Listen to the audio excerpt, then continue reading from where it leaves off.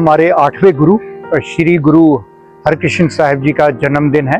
तो जन्म दिहाड़ा जिसको हम बोलते हैं, तो उसी के संदर्भ में हम लोग यहाँ एकत्रित हुए हैं। गुरुद्वारे साहब में फंक्शन लगा है, तो पंडाल सजा है, शब्द कीर्तन हुआ है, उसके बाद लंगर की सेवा, प्रसाद की सेवा हुई है। तो ये हम हर साल मनाते हैं। 3 दिन का हमारा पाठ होता है, तो उसकी समाप्ति आज हुई है। तो अगर हम अपनी गुरुजी के बारे में बात करें तो उनका जन्म हुआ था 7 जुलाई 1656 में। तो वो 5 साल की उम्र में ही उनने गुरु की गद्दी संभाली थी।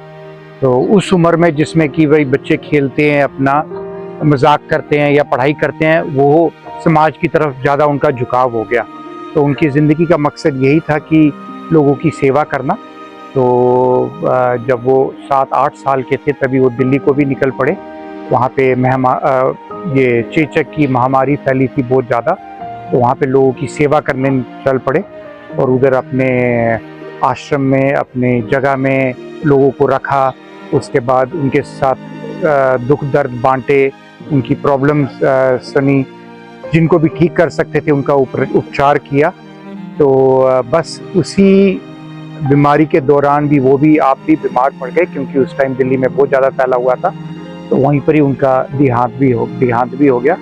तो उनके सिद्धांत यही है कि भाई उम्र से कुछ आदमी का फ़र्क नहीं पड़ता है, आदमी की दिल और दिमाग में गहराई होनी पड़ी, आदमी की सोच बड़ी होनी पड़ी और सेवा भाव आदमी में बहुत होना पड़ा।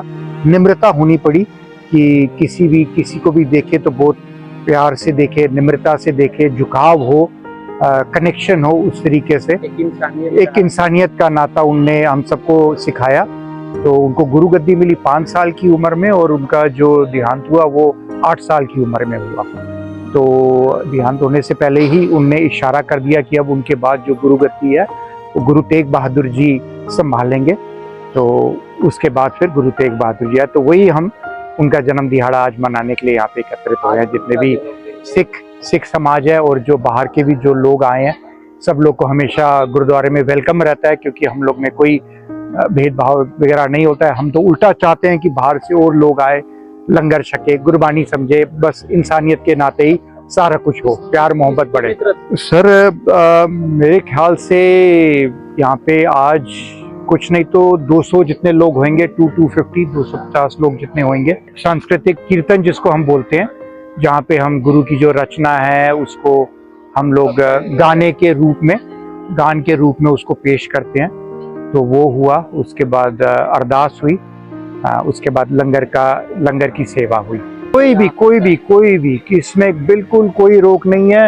ये सिर्फ आज के दिन नहीं, किसी भी दिन, जिस दिन कोई पर्व नहीं है हमारा, फिर भी कोई भी आके यहाँ पे रह सकता है, यहाँ पे लंगर छक सकता है।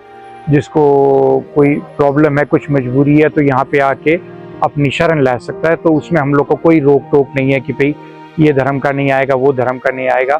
हम लोग में वो चीज़ का गुरु जी ने कभी बोला ही नहीं है कि भाई किसी में अंतर करो।